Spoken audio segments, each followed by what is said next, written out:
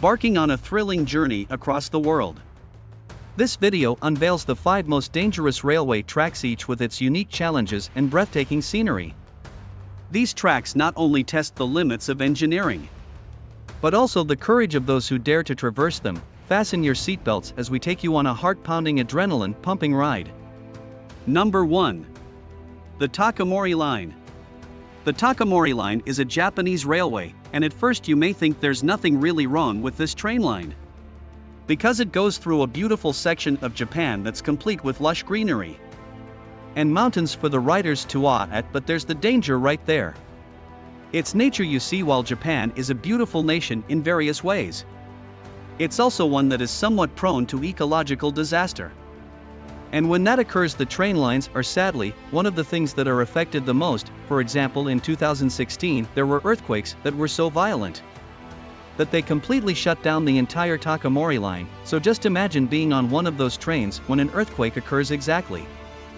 It's not so fun. As of September of 2019, the section between Tateno and Nakamatsu are closed because of the damage that was dealt.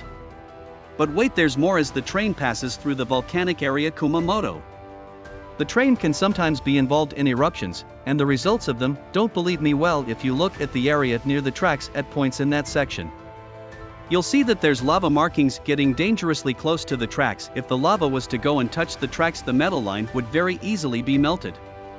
That's not to say that you need to fear this particular track all the time, but a nice level of concern during certain areas would be fair. Number 2. Devil's Nose Train. Now seriously, who's coming up with the names of these trains?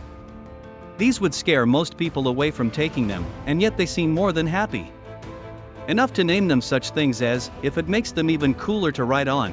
But that's not how it's supposed to work. The Devil's Nose Train is one that you'll find in Ecuador. It was built in 1899 when the leader of the nation decided to build a train that would connect 2 key cities in the nation. He brought over 4,000 men from various countries to help make this railroad. This was much more of a challenge than you may realize, though, as the train had to go through a sheer rock wall known as, you guessed it, the Devil's Nose, so they had to carve out the tunnel for the train through it, which is no easy task in those days. Imprecise tools and explosives and all. And that was only one of the dangers that this particular train posed at the time.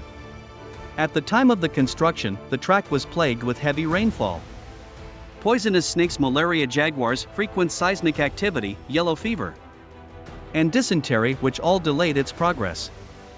That no doubt makes it one of the worst conditions to have to endure for such building of a thing. And remember, they were already having trouble with the rock wall. But then when you're doing that and having to worry about outside threats, well, let's just say we hope that they were paid a lot for the experience. But I doubt that they were. Number 3.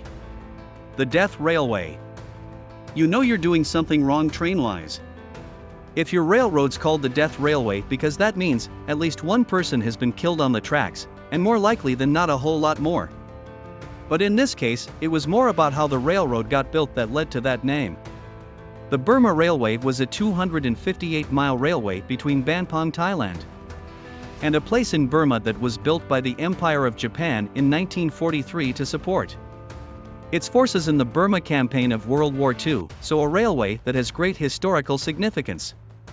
But as you can guess, it came at a bit of a cost, not the least of which was the cost of human lives that had to work on this railway, because you would recall that at this point in Japanese history, meaning World War II, Japan was part of the Axis powers. And so the people who built the railway were prisoners of war, including over 60,000 people from the Allied nations. Many other people from the area of Southeast Asia were forcibly drafted into the making of this railroad, and many would perish in its construction.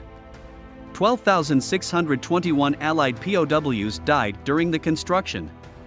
And the dead POWs also included 6,904 British personnel, over 2,000 Australians, over 2,000 Dutch, and 133 Americans. So while it's not known for derailments, it is a train track that is steeped in controversy due to the people who died making it. Thankfully, the mass majority of the railroad was shut down after the war.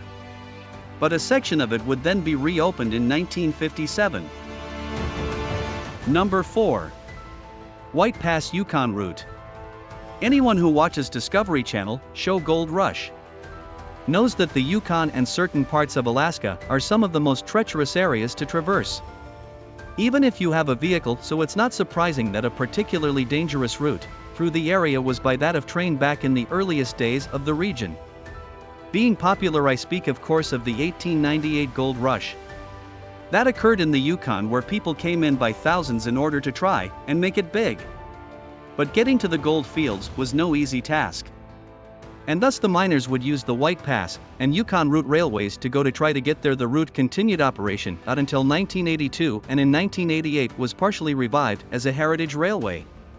But why was it so dangerous back then? Well, simply put, the terrain and the weather weren't the best to go through. Remember that. These were the earlier days of the train, and thus certain safety measures weren't exactly taken, not to mention you had a bunch of people on the trains that were more focused on getting gold than, say, surviving afterwards. Also, the Yukon is infamous for its weather patterns at times, and that includes going from dry ground one day to a cold snap the next, and if that happened as they were going up through the mountains, that doesn't make it very fun. But they did what they felt was necessary, all to get that sweet glimmering gold. Number 5. Train à las Nubes. Fun fact: train à las Nubes means train to the clouds, which is a rather lofty name for a train. Wouldn't you say? Get it, lofty like a cloud. Regardless of the name, the train à las Nubes line was made to be a tourist line of sorts that would help connect Argentina to Chile via the Andes Mountains, meaning that riders of the train would have quite a view as they went along the journey.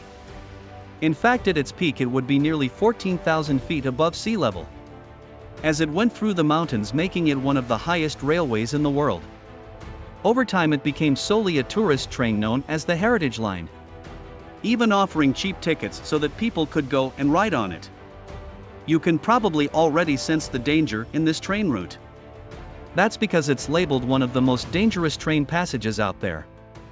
Obviously, a big reason for this is the Andes Mountains. Should something go wrong with the mountains, the passengers are going to have problems, especially if snow or rocks are involved.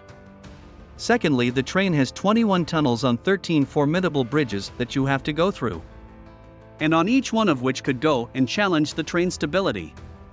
As if all of that wasn't enough, you're going to be riding that train for 16 hours.